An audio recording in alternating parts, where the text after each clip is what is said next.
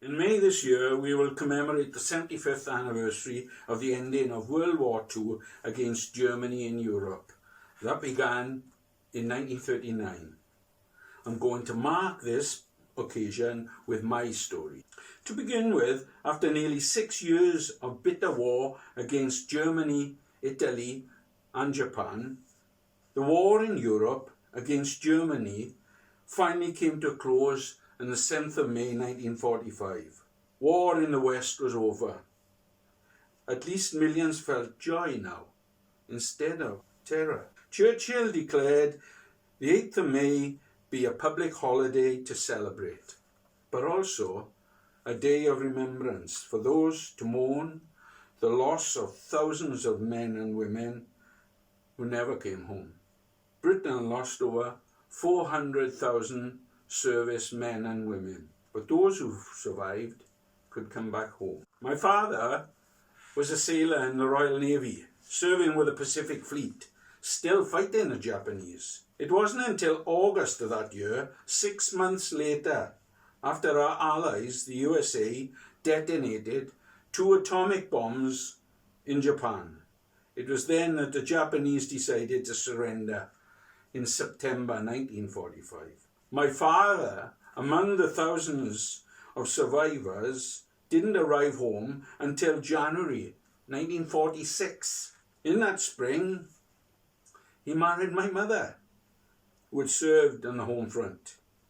And in July 1947, I was born, Rodrick Hughes. Before I was 1 year old, Aneurin Bevan founded the National Health Service.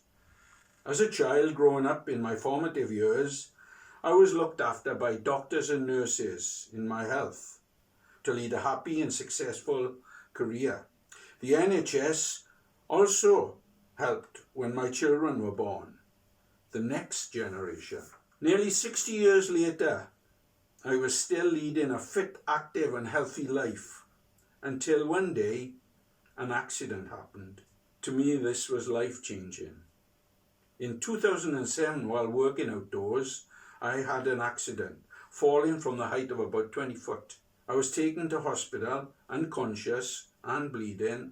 I had 2 dislocated knees, a damaged back, neck, and cuts and bruises. For the next 2 years, I was unable to work. I spent much time in the physiotherapy department in my local hospital, relearning to walk while taking strong medication for pain, sleepless nights, and stress, and also taking antidepressants, helping my medical depression. What was becoming clear now is I was suffering much more with post-traumatic stress disorder. After months of medication and therapy, my doctor recommended a new form of pain and stress control, the National Exercise Referral Scheme. After consultation, I was required to attend a local gym for my assessments. I was then 60 years old. I could hardly walk without a walking stick, in severe pain, mentally and physically broken. But I was ready to make a positive health choice. So in June 2009, I was met by 2 friendly and sympathetic staff members of the nurse team who checked my health and condition.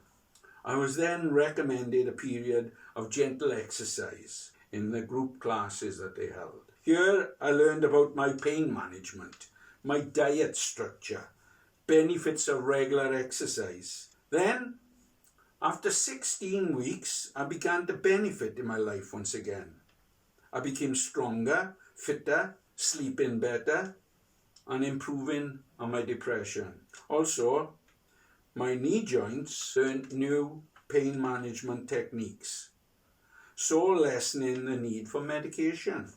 After a successful 16-week course with the nurse professionals, I began to refocus my life and its future. Joining a local gym to continue my exercise and gaining more strength and confidence, I returned to my hobbies of hill walking, completing, of all things, a mountain leaders course, and developing other walking groups. I offered myself to several volunteering organisations and returned to my stage and acting career. I began an interest in a historical reenacting, in Victorian dramas, Great War uniforms, and recently World War II uniforms, one of which you can see now is a World War II sailor's uniform, a tribute to my father, who was a forecastle gunner on HMS Newfoundland, a British cruiser in the Pacific and Mediterranean fleet.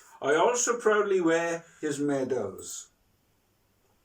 My father gained these in his service in the war. So you can see my life has changed now. My health is vastly improved by my regular self-exercise, my community classes and local meetings at venues with nurse instructors. I close now with a tribute to the National Health Service and to the nurses who are fighting a different war now. Key frontline National Health staff have died.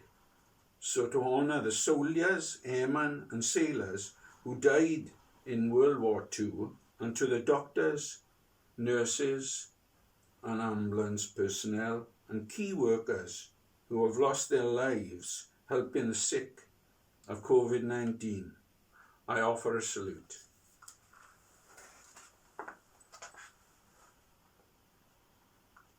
We will remember them.